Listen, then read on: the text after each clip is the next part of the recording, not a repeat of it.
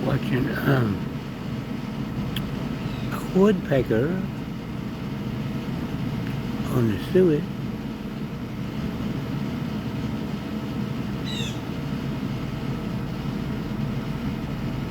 This is Saturday. I guess this is the 12th day of July. We had rain earlier, but look, decided, where'd he go? He just flew over some reason. Maybe another bird freaked him out or something. He'll be back. Anyway, we had rain earlier, but I think the rain's finally deceased.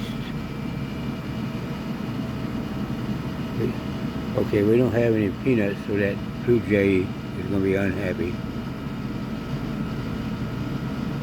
Yeah, he ain't going to be happy